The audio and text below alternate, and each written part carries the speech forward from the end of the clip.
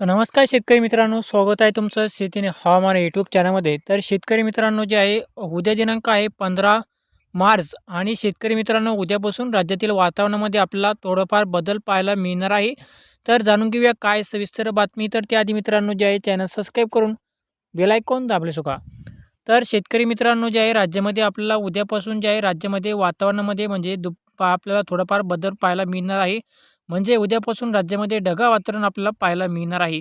उद्याच्याला जे आहे सकाळपासून ते जवळ-जवळ रात्रीपर्यंत आपल्याला जे आहे सायंकाळपर्यंत हवामान जे आहे आपल्याला ढगाळ वातावरण राहणार आहे.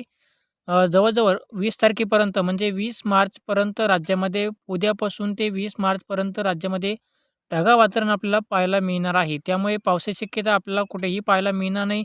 फक्त जे आहे शेतकरी मित्रांनो ढगाळ वातावरण आपल्याला 20 तारखेपर्यंत पाहायला मिळेल व त्यानंतर जे आहे शेतकरी मित्रांनो राज्यामध्ये पुन्हा एकदा 21 तारखेपासून जे आहे राज्यामध्ये अवकाळी पावसाची शक्यता आपल्याला पाहायला मिळणार आहे. तर हा देखील अंदाज जे आहे सर्व शेतकऱ्यांनी देखील लक्षात घ्यावा. तर शेतकऱ्यांचे जे सर्व कांदा वगैरे काढायचा आला असेल तर शेतकऱ्यांनी आपला कांदे काढून घ्यावा.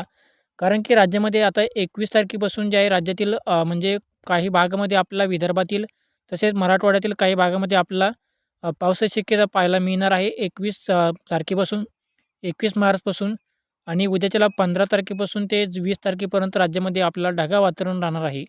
तर हा होता शेतकरी मित्रांनो हवामान अंदाज. तर आमचे असे हवामान अंदाज जाणून घेण्यासाठी चॅनल सबस्क्राईब करून बेल आयकॉन दाबू शकता. तर धन्यवाद.